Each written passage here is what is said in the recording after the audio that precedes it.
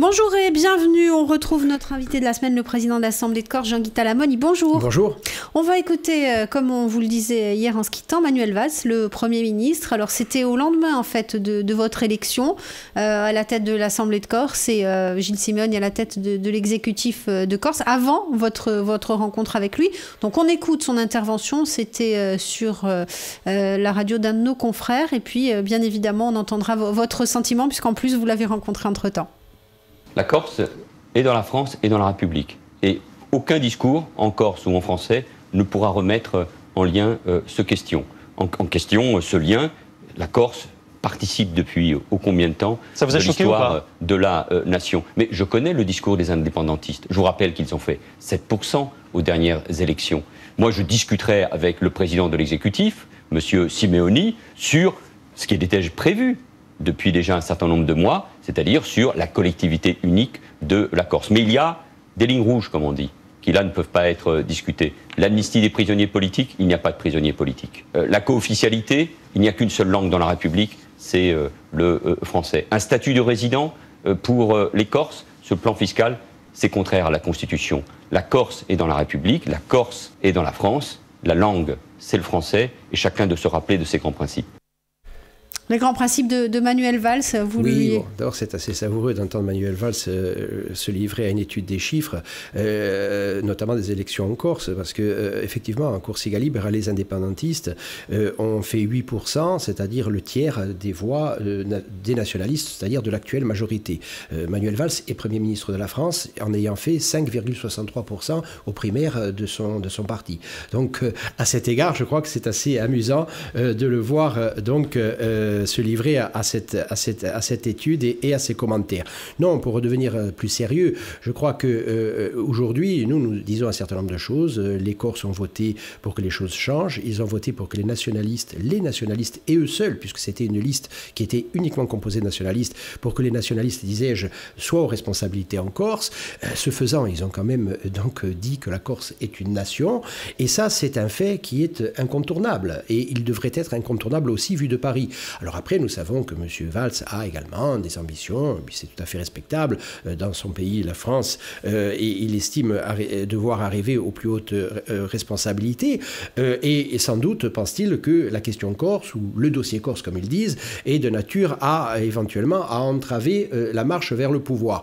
D'autant que c'est vrai qu'une large partie de l'opinion française est remontée contre la Corse, contre les nationalistes, mais pas seulement, contre les Corses de manière générale. On a bien vu le racisme anti-corse comme il s'est manifesté notamment à la suite de notre installation, et puis plus encore à la suite aussi des événements du quartier de l'Empereur.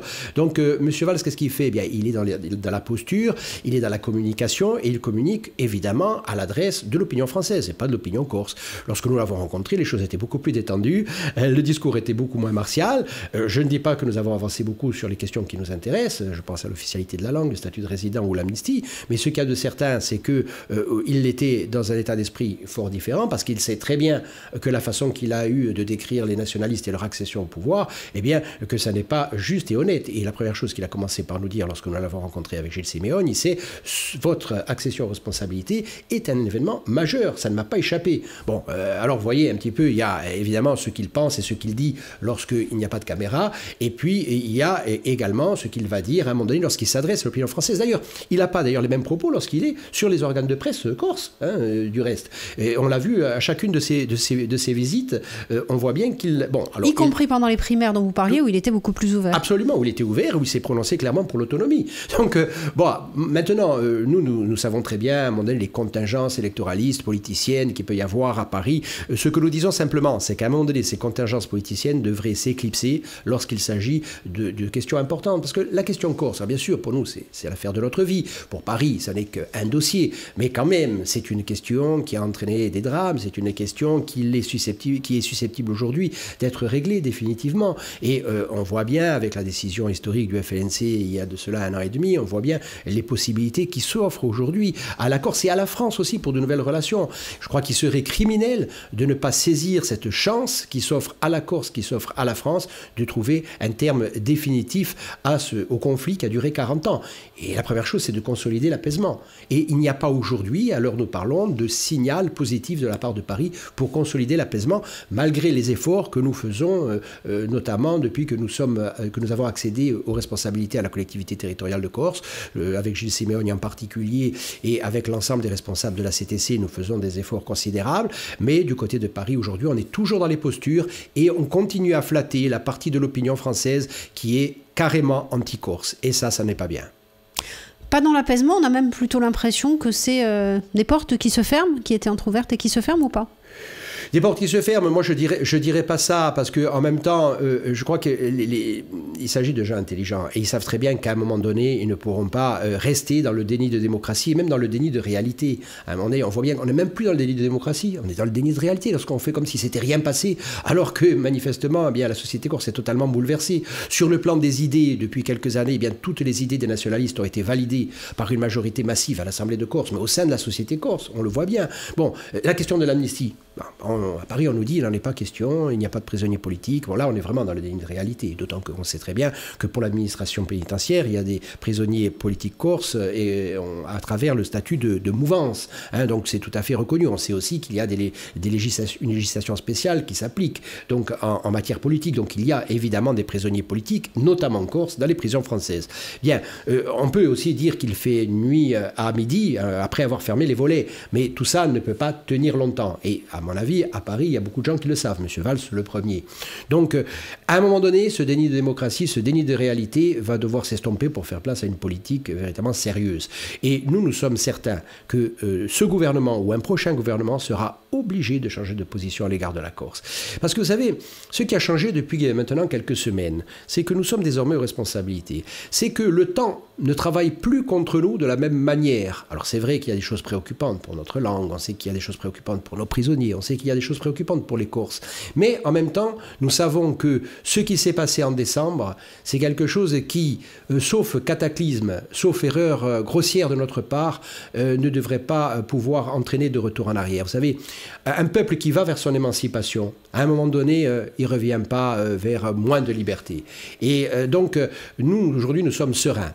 Nous sommes sereins parce que nous avons la confiance, non pas de tous les Corses, mais d'une grande majorité de Corses. Nous pensons d'ailleurs que cette majorité s'est encore élargie depuis notre accession aux responsabilités, et notamment à cause des agressions dont nous avons été l'objet lors de notre installation. Parce qu'il y a beaucoup de Corses qui n'ont pas voté pour nous et qui nous ont dit « Mais attendez, mais comment peut-on vous remettre en cause alors que vous êtes nos élus, que vous avez été validés par le suffrage universel? C'est scandaleux. » Donc aujourd'hui, nous sommes persuadés que nous avons véritablement les moyens de travailler sérieusement avec un soutien populaire qui est plus que convenable, qui est très confortable, et nous avons pour notre part l'intention de nous atteler à la tâche. Alors, évidemment sur les grandes questions que j'évoquais, mais donc sur les questions institutionnelles, sur la question de l'amnistie, nous allons revenir à la charge, bien entendu, sur la langue évidemment, et puis sur le développement économique, puisque nous travaillons d'arrache-pied. Nous avons eu à traiter la question des transports maritimes, la question, bon, il y a d'autres dossiers chauds comme les déchets, et puis il y en a d'autres. Et puis il y a aussi, à un moment donné, de manière générale, la question économique et sociale qui nous mobilise beaucoup. Parce que dans un pays béni des dieux comme la Corse, on ne peut pas accepter que la précarité s'installe à nos portes. Ça n'est pas susceptible d'être accepté par les nationalistes que nous sommes, mais de façon générale par les Corses. Donc il y a beaucoup de boulot. 2 ans, ça suffira ? 2 ans, ça suffira pour faire un certain nombre de choses. Nous n'avons pas de baguette magique, nous l'avons dit, nous le répétons. Il y a une très forte attente, c'est vrai, que nous rencontrons, y compris dans la rue, lorsque nous... mais nous disons, attention, nous n'avons pas de baguette magique, mais nous avons la volonté, nous avons la détermination, et nous avons un soutien qui est un soutien très important de la part de beaucoup de Corses. Donc, nous allons travailler. Il faut, bien sûr, travailler sur les dossiers urgents que j'évoquais à l'instant. Donc, la question des transports maritimes, pour nous, c'est l'occasion de mettre en œuvre les orientations que nous avons toujours préconisées. La compagnie publique maîtrisée par le public, par la collectivité territoriale de Corse, pour traiter la question au fond, et non pas seulement la situation d'urgence. Pour la situation d'urgence, nous l'avons traitée, pas trop mal d'après ce qu'on dit, mais il y a aussi la question de fond, et cette question de fond, eh bien, il nous faut aujourd'hui mettre en œuvre les orientations qui, nous en sommes persuadés, apporteront une stabilité s'agissant de ce secteur stratégique essentiel. Et nous travaillons de la même manière sur tous les sujets. Pas seulement l'urgence, mais le fond. C'est pareil pour les déchets, c'est pareil pour toutes les questions. Un petit crochet sur les transports maritimes avec le rapprochement entre Corsica Marittima et le groupe Patrick Rocca. Ça vous convient, d'autant qu'un troisième groupe qui avait été évincé menace d'amener ça devant le tribunal de commerce? Écoutez, nous avons réuni toutes les parties prenantes. Nous les avons réunies, nous les avons rencontrées à plusieurs reprises. Nous avons mis tout le monde autour de la table et nous avons dit clairement ce que nous voulions. Nous ne sommes pas une partie parmi d'autres. Nous sommes aujourd'hui les seuls représentants de l'intérêt public corse, que les choses soient claires. Donc les orientations qui sont les nôtres, ce ne sont pas des propositions comme pourrait le faire n'importe quel opérateur. Ce ne sont pas des propositions, ce sont des orientations dont nous discutons bien sûr avec, je dirais, une volonté d'arriver à un consensus, en tout cas à une solution qui convienne à peu près à tout le monde. Mais il est bien entendu que lorsque nous disons premièrement, compagnie publique. Deuxièmement, nouveau système DSP-OSP. Troisièmement, compagnie territoriale européenne. Ce ne sont pas des propositions qui sont vaguement en l'air. Ce sont aujourd'hui des exigences de notre part et l'ensemble des acteurs doivent à un moment donné les prendre en compte et on discute. Mais aujourd'hui, nous avons déjà reçu l'approbation d'un grand nombre de ces acteurs et nous espérons que dans les jours à venir, eh bien, que les choses s'éclairciront encore et que nous pourrons lancer, mettre en œuvre ces orientations qui ont toujours été les nôtres, mais aujourd'hui nous sommes aux responsabilités, nous avons l'intention de les voir mises en œuvre clairement. Merci beaucoup, Jean-Guy Talamogne, on se retrouve demain. Merci. Bonjour et bienvenue. Bonjour à notre invité, le président de l'Assemblée de Corse, Jean-Guy Talamogne. Bonjour. Bonjour. On va parler développement économique parce qu'on a bien compris que c'était le filigrane aussi un peu de toute votre action politique. On va écouter une courte interview, celle de Paul Scalia, le président du tribunal de commerce de Corse du Sud et d'Ajaccio, qui se dit inquiet par la situation économique, inquiétude que vous nous avez fait partager depuis lundi. On l'écoute et on vous retrouve. Il ne faut pas le nier, aujourd'hui, la nouvelle majorité territoriale a hérité d'un certain nombre de dossiers assez préoccupants qu'elle doit régler, malheureusement. Le dossier du transport, notamment, et également une situation économique qui n'est pas brillante, parce que le problème économique n'a jamais été, par l'ancienne majorité régionale, mis au centre de ses préoccupations. Et on le voit également aujourd'hui vis-à-vis de l'État, puisque vous avez 3 groupes de travail qui ont été créés. Dans les groupes de travail, vous n'avez aucun groupe qui est créé pour l'économie et pour le développement de la Corse. Donc, tant que l'on restera dans une situation comme ça, où l'on se voilera la face pour dire l'économie, eh bien, elle continue à avancer comme elle avance, je crois que la paupérisation continuera, le chômage continuera, et on va avoir un effondrement aujourd'hui du modèle économique tel qu'il existe. Jean-Guy Talamogne, donc ces inquiétudes de Paul Scalia, vous les partagez, peut-être pas tout à fait d'accord sur les groupes de travail? Oui, nous les partageons évidemment, parce que, encore une fois, comme nous le disions donc, hier, un pays comme la Corse, béni des dieux, riche de potentialités, qui a été appauvri par les politiques qui ont été menées, je pense que, par exemple, la loi douanière qui a été appliquée pendant une centaine d'années, qui consistait à détaxer toutes les importations et à taxer toutes les exportations, c'est-à-dire un régime qui était plus défavorable encore que le régime colonial. Et puis le système qui a pris le relais, c'est-à-dire le système de la continuité territoriale, qui en est finalement le prolongement sous une manière moins brutale, qui finalement revient à subventionner des importations qui viennent concurrencer nos quelques productions et qui n'est pas une continuité territoriale sélective, comme le demandaient dans les années 70 les professionnels corses, notamment les agriculteurs. Donc on voit que tout a été fait pour appauvrir la Corse. Et aujourd'hui, il s'agit d'inverser la tendance. Alors, je crois que M. Scalia a raison aussi de pointer les lacunes qui ont été celles des mandatures précédentes, pas seulement la mandature précédente, mais les mandatures précédentes depuis fort longtemps. Et pour notre part, nous avons bien entendu l'intention d'essayer de faire autre chose. Alors, s'agissant des groupes de travail, ce n'est pas seulement un détail.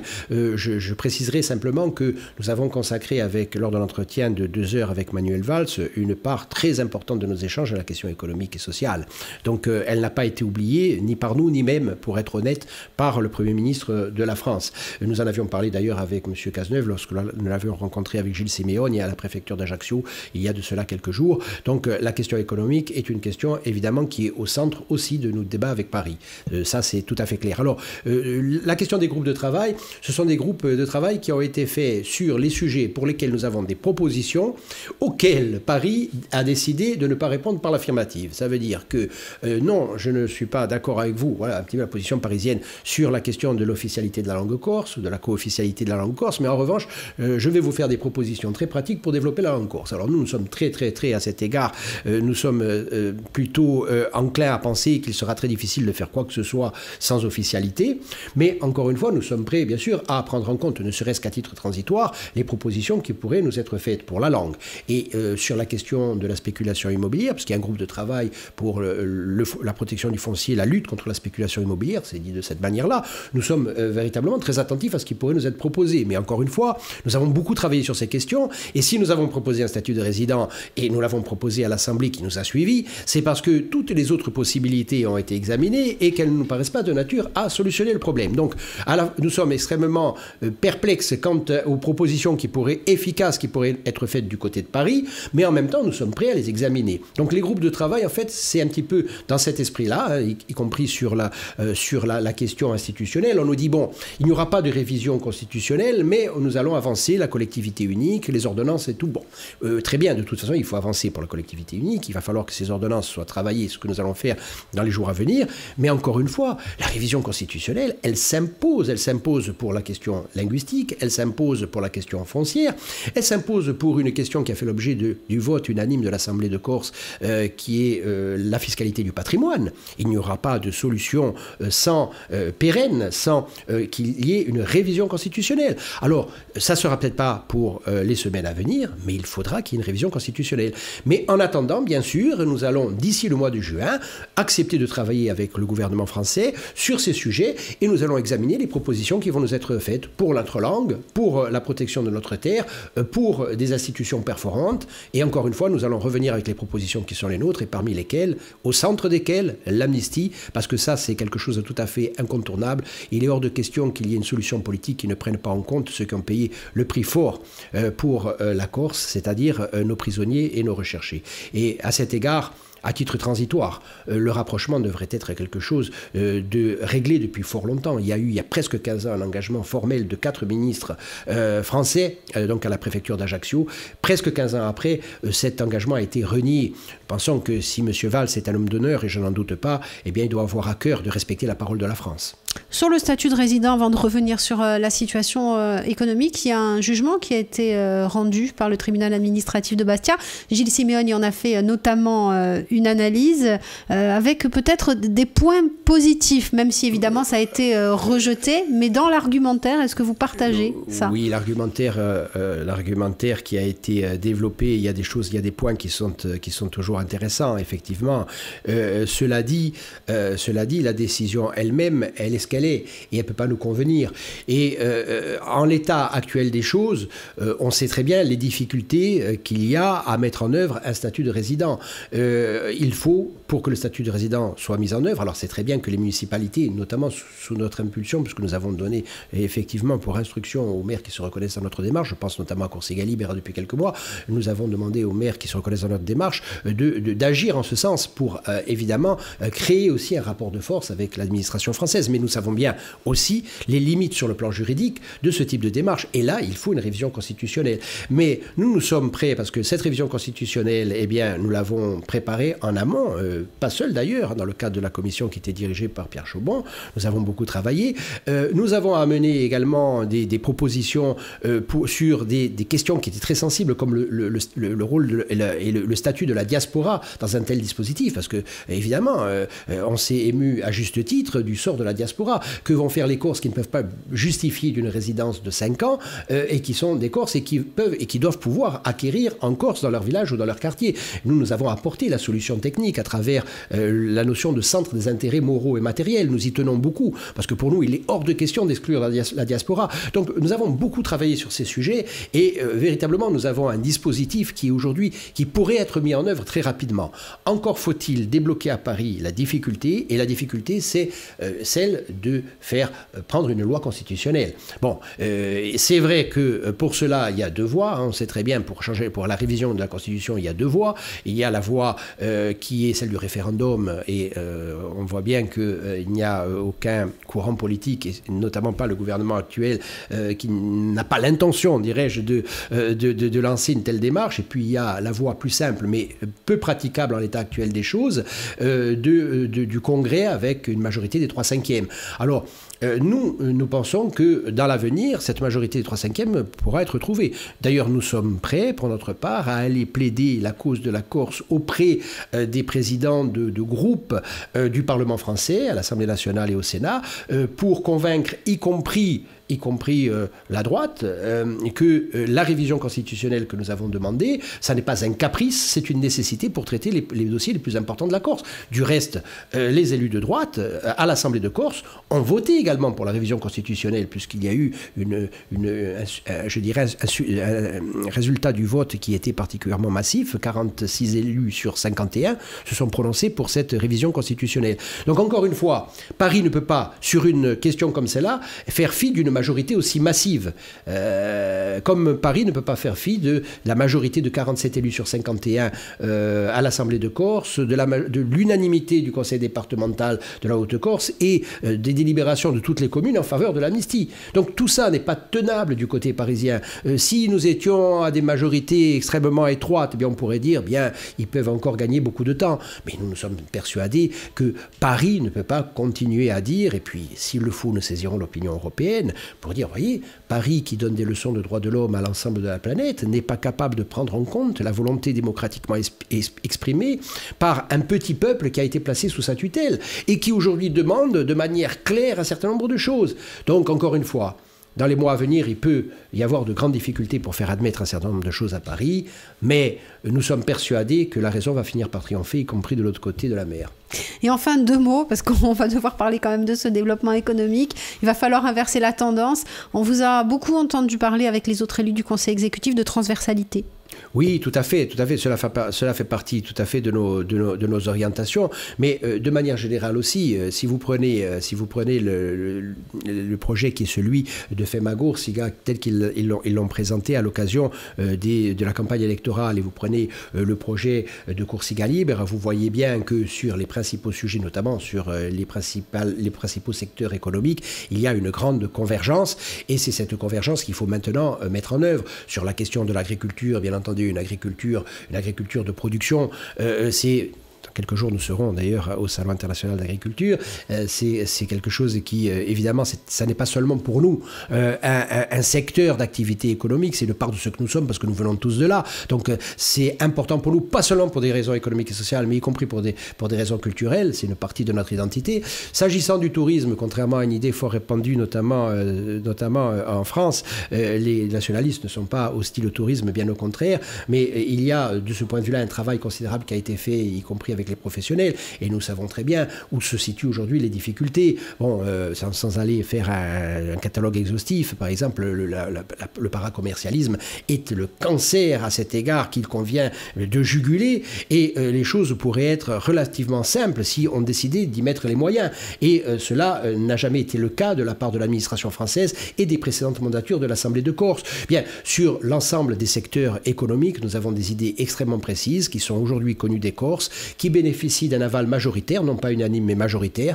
Encore une fois, la stratégie de développement préconisée par la mandature Santini-Rocazera est une stratégie de développement qui est écartée. À notre avis, compte tenu du score de la droite, elle est écartée pour un bon moment, et nous allons mettre en œuvre un développement économique qui correspond aux orientations que nous avons défendues, qui ont été validées par les Corses et qui sont susceptibles de porter la Corse vers un développement, non pas par l'effet d'une baguette magique, mais par l'effet de notre volonté et de notre travail et de ce que nous allons mettre en œuvre comme orientation dans les semaines et les mois à venir. Merci beaucoup, Jean-Michel Lavonne. À demain. Ousguard, le regard de l'invité de la semaine sur l'actualité de la Corse, tous les matins à 7h45. Avec Maria Lanfranc. Bonjour et bienvenue. Bonjour à notre invité, le président de l'Assemblée de Corse, Jean-Guy Talamone. Bonjour. Bonjour. On va écouter une interview de Pierre Chaubon. On va parler collectivité unique qui va se matérialiser à travers la loi NOTRe, la loi sur la nouvelle organisation territoriale. Une inquiétude que vous avez soulevée avec l'Assemblée de Corse, c'était lors de la dernière session et notamment une lettre ouverte. On va écouter donc Pierre Chaubon qui lui est plutôt serein sur cette inquiétude et on vous retrouve après. À mon avis, ce n'est pas un vrai problème. Certes, la loi NOTRe a supprimé cette clause de compétence générale pour les régions, mais la Corse a son titre dans le Code général des collectivités territoriales, et dans ce titre, il y a une disposition qui fait qu'il y a bien toujours la clause de compétence générale. C'est l'article L 44-22-15 qui dispose que l'Assemblée de Corse règle par ses délibérations les affaires de la Corse. La clause de compétence générale, c'est ça, et je ne vois pas en quoi on pourrait interpréter l'idée inverse. Si cette idée inverse se confirme, ce serait un sacré retour en arrière. Finalement, ce serait fiche en l'air le statut de la Corse, tout simplement. Oui, mais elle ne peut pas se confirmer. Il y a une disposition, elle existe. Elle n'a pas été supprimée. Donc, je ne vois pas comment on pourrait imaginer qu'il en soit autrement. Vraiment, je réfléchis, mais je ne vois pas. Pourquoi, selon vous, en présence de demandes formelles, il n'y a pas de réponse formelle? Ah, écoutez, il faudra bien qu'il y en ait. Mais il y a des choses sur lesquelles on peut avoir des doutes, y compris juridiques. Il y a des choses sur lesquelles on n'a pas de doute. Et là, moi, en l'espèce, je n'ai pas de doute. Jean-Guy Talamone, d'abord pour que les gens comprennent bien, c'est quoi cette clause de compétence générale ? La clause de compétence générale, c'est à un moment donné cette prééminence de la collectivité territoriale de Corse sur l'ensemble des collectivités. Et elle est effectivement prévue donc dans notre statut. En fait, la position qui vient d'être exprimée par Pierre Chaubon, nous la partageons avec Gilles Simeoni, puisque nous sommes aussi juristes et nous en avons parlé avec Pierre Chaubon. Il a à cet égard parfaitement d'accord. Pierre Chaubon, lorsqu'il dit que sur le plan juridique, il ne devrait même pas y avoir de discussion. Sauf que, effectivement, il y a une certaine tentation de la part du gouvernement et de ses relais, notamment dans l'île, de contester tout ce qui peut l'être en matière de statut de la Corse. Et c'est la raison pour laquelle le président du Conseil exécutif a posé cette question donc, au gouvernement et nous attendons effectivement une réponse. Mais encore une fois, sur le plan juridique, il faut être très clair. Si une réponse allant dans le sens de la suppression de la clause de compétence générale devait être donnée par le gouvernement, ce serait un véritable scandale. Ça serait vraiment quelque chose qui n'aurait aucune justification sur le plan technique, sur le plan juridique. Mais ce qu'il va sans dire va parfois mieux en le disant, et c'est le sens de l'intervention du président du Conseil exécutif. Encore une fois, Gilles Simeoni partage comme juriste le point de vue qui a été exprimé par Pierre Chaubon, et c'est également mon point de vue. Oui, mais ça dénaturerait... Notamment sur les questions de financement, ça rendrait les choses extrêmement compliquées sur les financements croisés. Et puis ça serait simplement un recul institutionnel considérable. Ça voudrait dire qu'on n'avancerait pas, mais qu'on reculerait sur la voie d'une rationalisation et une responsabilisation des institutions de la Corse. Ça serait une régression institutionnelle. Et nous ne pouvons pas imaginer un seul instant que cela soit le cas dans les semaines ou les mois à venir. En tout cas, nous ne l'accepterons pas. Nous sommes aujourd'hui sur l'idée d'avancer pour plus de souveraineté pour la Corse. Nous sommes aujourd'hui sur la position qui consiste à demander davantage de pouvoir, et c'est ce que nous allons faire notamment lorsque nous discuterons des ordonnances, y compris dans les jours à venir. Et il est véritablement même pas envisageable, de notre point de vue, d'accepter le moindre recul. Et ça, ce serait quand même un recul qui serait considérable. Vous savez, il y a eu, lors de précédentes mandatures, des reculs de fait sur le plan institutionnel. Notamment, je pense à une mandature de droite, à l'occasion de laquelle les responsables de la collectivité territoriale ne faisaient rien sans demander l'avis du préfet ou du SGAC. Et là, dans les faits, c'était une régression institutionnelle. Aujourd'hui, nous sommes sur une position, je dirais, conquérante en matière d'évolution institutionnelle et de pratique également de nos responsabilités. Il est évident que les nationalistes corses ne vont pas aller dans le sens d'une régression institutionnelle, qu'elle soit de droit ou qu'elle soit de fait. Sur cette collectivité unique, la loi NOTRe, les ordonnances, effectivement, ça va commencer à travailler là-dessus. Des ordonnances co-rédigées, c'est ce qu'on avait entendu, c'est le cas ? Dans les jours à venir, bien sûr, nous allons avoir une rencontre avec Madame Lebranchu, son cabinet à Paris, et nous allons bien entendu être extrêmement vigilants. Bon, là encore, il y a, c'est vrai, une tentation de la part de Paris de nous normaliser, de nous transformer en région française. Nous ne sommes pas une région française, évidemment, nous ne sommes pas sur le plan politique une région française, mais nous ne sommes pas non plus sur le plan administratif une région. Et il y a une espèce de volonté de nous faire entrer dans ce lit de Procuste, particulièrement en ce moment, et de la part de la haute administration française et parfois même de certains membres du gouvernement. Encore une fois, vous avez bien compris que pour nous, l'objectif est diamétralement inverse à celui-là, et nous allons évidemment négocier pied à pied avec Paris pour obtenir ce dont nous avons besoin pour une bonne gestion des affaires corses. Encore une fois, c'est pas un caprice que de demander davantage de pouvoir, davantage de souveraineté, c'est que nous en avons besoin pour que la Corse soit gouvernée dans de bonnes conditions, ce qui n'est pas possible aujourd'hui compte tenu du statut actuel de la Corse. Concrètement, qu'est-ce que ça pourrait signifier dans le contenu des ordonnances ? Écoutez, aujourd'hui, il est très tôt pour le dire parce que les négociations n'ont pas commencé, mais il est évident que nous allons aller à Paris avec l'ensemble de nos revendications, y compris bien entendu le pouvoir législatif pour la Corse, y compris bien entendu ce que nous portons en matière de révision constitutionnelle, parce que il avait quand même été prévu avec Madame Lebranchu lors de la première réunion que nous avons eue il y a maintenant à peu près un an, il avait été convenu que nous commencerions par examiner ce qui peut être fait au plan réglementaire, ensuite ce qui pourra être fait au plan législatif, et puis ensuite, en dernier lieu, sur la nécessité éventuelle de procéder à une révision constitutionnelle. Ça, c'est ce qui avait été prévu comme programme de travail proposé par Madame Lebranchu. Là encore, il ne faudrait pas qu'il y ait un nouveau reniement de la parole donnée, et donc nous allons dire à Madame Lebranchu, souvenez-vous ce que vous nous avez dit au début de ces rencontres. Et pour nous, il est indispensable, à un moment donné, de poser les vrais problèmes. Et les vrais problèmes, ce sont ceux qui nécessitent une révision constitutionnelle. Encore une fois, si on ne peut pas traiter la question de la fiscalité du patrimoine, et là je suis très inquiet parce que nous devons rentrer dans le droit commun au début 2018, si on ne peut pas traiter la question de la fiscalité du patrimoine sans révision constitutionnelle, alors que propose Paris pour sortir de la difficulté qui est bien sûr celle de toutes les familles corses ou de nombreuses familles corses, parce qu'il ne s'agit pas de familles particulièrement aisées, celles qui ont à un moment donné un bien familial au village qui peut avoir une valeur vénale aujourd'hui confortable du fait de l'évolution des prix de l'immobilier. Il y a des gens qui ont des revenus très faibles et qui sont dans cette situation sur le plan familial et qui vont être obligés de vendre purement et simplement leurs biens familiaux, notamment lorsqu'il s'agit de succession de d'oncle à neveu, 55% de la valeur vénale, sachant que la valeur vénale aujourd'hui, dans certains endroits, eh bien, elle atteint des sommes tout à fait considérables. Ça veut dire véritablement que l'aliénation de notre patrimoine foncier va encore s'accélérer alors qu'elle a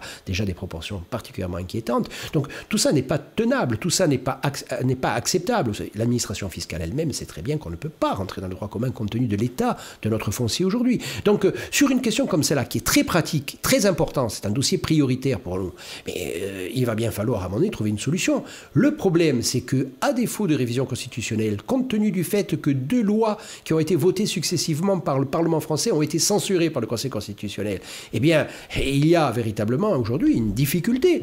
Si on dit on ne peut pas réviser la Constitution, on fait comment ? Alors bien sûr, il va y avoir et ça peut nous intéresser, un changement au Conseil constitutionnel, notamment un changement de président, mais il y a en tout cas de notre part une nécessité absolue d'avancer s'agissant de cette question, et ça n'est pas seulement un exemple parce que c'est un point très important, mais enfin la révision constitutionnelle, c'est pour montrer que ça n'est pas quelque chose que nous demandons comme ça pour le plaisir d'avoir un statut particulier prévu par la Constitution française, c'est tout à fait loin de nos préoccupations, mais c'est quelque chose qui concrètement peut nous permettre de traiter des problèmes, de traiter le problème de la langue, de traiter le problème du foncier, de traiter le problème des institutions de la Corse, de traiter le problème de la fiscalité, à défaut de révision constitutionnelle, et il sera très difficile de traiter ces différentes questions. Et nous allons dire à Madame Lebranchu, conformément à vos promesses, eh bien, il faut que vous mettiez cela à l'ordre du jour. Merci beaucoup. Merci à vous. Jean-Guy Talamogne, on va se retrouver demain avec une nouvelle thématique. Bonjour et bienvenue. Bonjour Jean-Guy Talamogne. Bonjour. Bonjour Jean-Guy Talamogne, président de l'Assemblée de Corse. On va écouter une dernière interview ce vendredi. C'est Alain Thirion, le préfet de la Haute-Corse, qui a récemment installé une commission de lutte contre le racisme et l'antisémitisme. On écoute donc le préfet, on se retrouve après.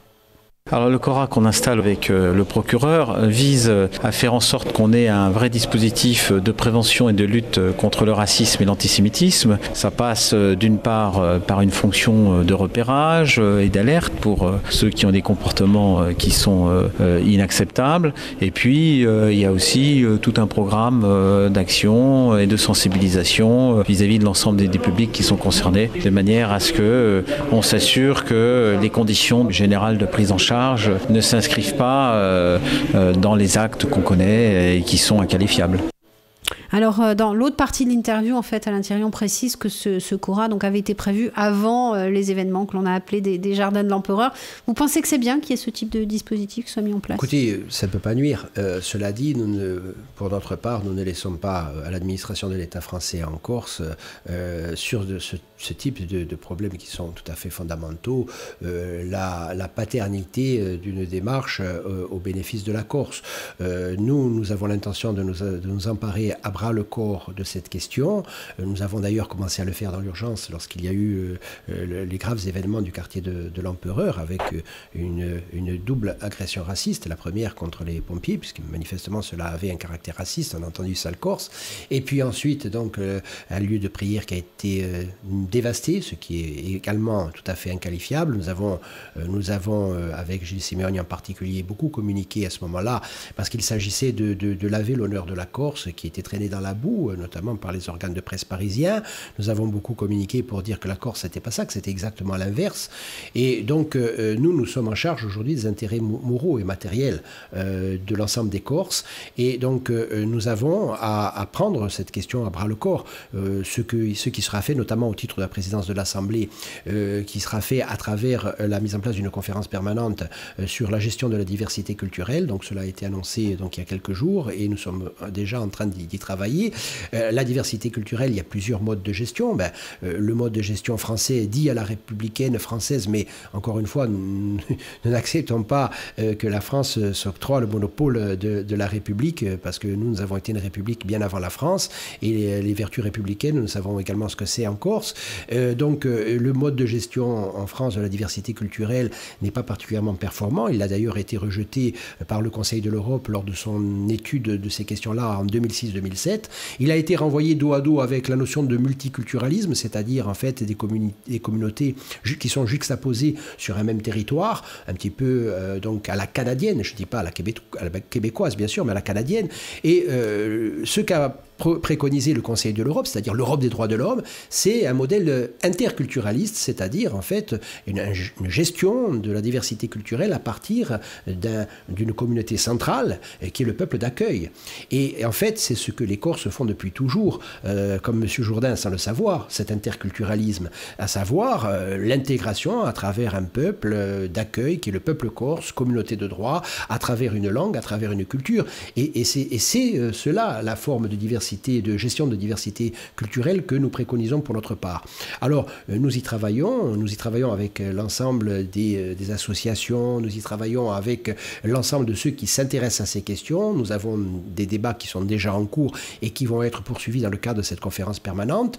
Et encore une fois, ce que peut faire l'administration de l'État français en Corse à cet égard, je ne dirais pas que ça ne nous intéresse pas, parce que bien entendu, ça nous intéresse aussi, mais encore une fois, nous pensons que les Corses doivent trouver en eux-mêmes, dans leur tradition politique, dans leur pensée politique, dans leur manière de faire. Enfin, il ne faut quand même pas oublier que la Corse a instauré la tolérance religieuse dès la moitié du XVIIIe siècle. Il ne faut quand même pas oublier que quand les Juifs étaient pourchassés partout en France et en Corse, la communauté juive était protégée. Donc nous avons une tradition très solide à cet égard, et une tradition qui s'oppose radicalement à ces dérives racistes qui ont pu se manifester aussi en Corse et qui sont contraires à notre tradition. Donc tout cela, eh bien, il faut le mettre à profit pour construire véritablement, d'un point de vue très concret, très pratique, je dirais, une espèce d'immunité de la Corse à l'endroit de ces idées nauséabondes et à l'endroit de ces pratiques qui le sont encore davantage.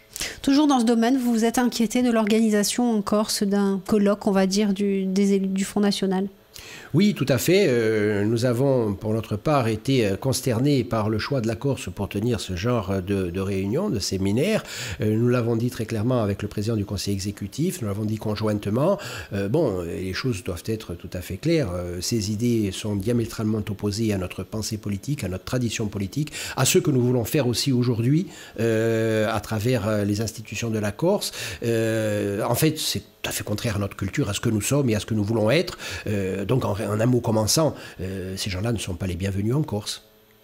Est-ce qu'il faut faire œuvre de pédagogie aussi envers les Corses et puis peut-être les Corses de l'extérieur aussi, pour expliquer que ce sont peut-être deux nationalismes, comme vous l'avez dit, deux nationalismes diamétralement opposés, et puis peut-être aller à la rencontre aussi de ceux qui, malheureusement, votent Front National aussi? Oui, alors pédagogie, oui, je crois que les Corses savent très bien que notre nationalisme n'a rien de commun avec le nationalisme dont il était question à l'instant. Il y a des Corses qui votent Front National, c'est tout à fait évident, et bien sûr qu'il faut parler avec eux. Bien sûr qu'il faut parler avec eux, bien sûr qu'il faut leur dire que de se retrancher dans des mouvements ou à travers des idées de cette nature, que ça n'est pas une solution aux problèmes qui sont rencontrés, mais que c'est un problème supplémentaire. Et puis qu'en plus, c'est complètement inverse, contraire à ce que nous sommes collectivement. Donc il faut évidemment parler, il faut dire des choses, il faut faire œuvre de pédagogie. À l'extérieur de la Corse, à l'égard de l'opinion française en particulier, il faut également communiquer, évidemment, parce que on pourrait dire, bon, après tout, ce qu'ils pensent de nous, c'est pas essentiel. Oui, c'est essentiel parce que les gouvernements français successifs sont prisonniers de l'opinion française qui est remontée contre la Corse par le traitement médiatique de la question corse. Alors, c'est un petit peu, je dirais, un système vicieux qu'il va falloir à un moment donné trouver les moyens de combattre et de réformer. Et il va falloir communiquer de façon à ce que l'opinion française comprenne vraiment ce qui se passe en Corse, ce que veulent les Corses, ce qu'ils sont en train de faire à travers leurs nouvelles institutions, les nouveaux responsables de leurs institutions, de manière à ce que les gouvernements français, qui sont souvent extrêmement suivistes, qui suivent l'opinion, malheureusement, souvent, ils ne se comportent pas comme des hommes d'État. Les hommes d'État doivent montrer le chemin à leur peuple. Et souvent, on voit des responsables parisiens qui suivent servilement les courbes de sondage. Bon, les Corses ne sont pas aujourd'hui, de manière générale... alors, je ne voudrais pas non plus généraliser, parce qu'il y a aussi de nombreux Français, même des responsables, qui nous encouragent et qui ne sont pas anti-Corses, évidemment. Mais il y a un certain sentiment anti-corse qui est entretenu par les organes de presse parisiens et qui ensuite ont également, je dirais, des conséquences sur les politiques publiques qui sont menées par le gouvernement. Donc, en quelque sorte, aujourd'hui, eh bien, le gouvernement ne peut pas faire quelque chose qui puisse apparaître comme un cadeau fait aux Corses, parce que les Corses, eh bien, ils ne sont pas spécialement bien vus de manière générale. Alors, c'est vrai que si on avait affaire à des hommes d'État, ils diraient, il faut aller à contre-courant et il faut dire que la Corse, c'est pas ça et qu'il faut s'occuper de la question corse autrement que par la répression ou par l'indifférence. Mais malheureusement, nous avons des gens qui, aujourd'hui, sont en train de naviguer, qui pensent à leur prochaine élection et qui pensent plus confortable de donner des coups de menton et de dire aucune concession aux Corses, nous allons les mettre au pas. Mais ça, c'est quelque chose qui est complètement suicidaire. Et pour la Corse et pour la France et pour les relations entre les deux pays. Jean-Guy Talamogne, on va vous laisser le mot de la fin, peut-être sur les prisonniers politiques. On a bien compris, donc il y a eu beaucoup de communication, notamment de l'exécutif et de l'Assemblée sur ce point. Le changement de garde des Sceaux, ça peut changer quelque chose ou pas? Alors écoutez, il est trop tôt pour le dire. Nous, ce que nous pensons, en tout cas ce que je pense à titre personnel, donc de la responsabilité qui a été prise par Madame Taubira vis-à-vis de cette question essentielle pour nous, je dois dire que manifestement, Madame Taubira n'a pas eu la moindre marge de manœuvre concernant la Corse et concernant la question des prisonniers corses. On l'a bien senti, puisque lorsqu'elle nous recevait, elle nous disait de manière tout à fait explicite que, compte tenu de son parcours sur lequel elle insistait, elle avait évidemment vocation à trouver nos revendications, y compris l'amnistie, tout à fait recevables, mais qu'il fallait qu'elle soit mandatée pour en parler officiellement et qu'elle nous l'a dit, je viendrai volontiers à Ajaccio parler de l'amnistie, mais il faut que je sois mandaté pour cela. Les arbitrages ne se faisaient pas à son niveau. S'agissant même du rapprochement, eh bien, on peut penser qu'elle n'avait pas tout à fait la main parce que nous n'avons pas eu de résultats résultats tangibles du temps où elle était garde des Sceaux. Nous avons aujourd'hui affaire à un nouvel interlocuteur. Est-ce qu'il aura davantage de marge de manœuvre? Est-ce qu'il voudra s'en servir pour améliorer la situation des prisonniers et pour aller ensuite vers un débat sur l'amnistie? Il est très tôt pour le dire, mais encore une fois, nous sommes extrêmement circonspects. Nous sommes extrêmement circonspects parce que nous savons que souvent, on attend les arbitrages. Les arbitrages, ils se font au niveau supérieur. Donc, il faut absolument débloquer la situation au niveau de M. Valls ou au niveau du président de la République française.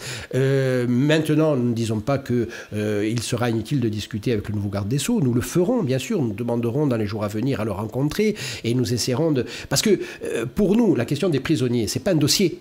C'est une partie de nous-mêmes.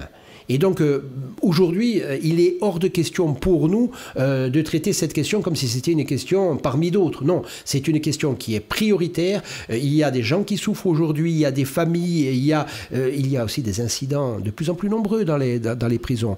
Et ces personnes-là font partie des nôtres. Et ça ne peut pas nous laisser indifférents non plus. Merci Jean-Guy Talamouani d'avoir passé cette semaine dans notre compagnie. On vous retrouve au fur et à mesure de l'activité de l'Assemblée de Corse. À bientôt. Merci.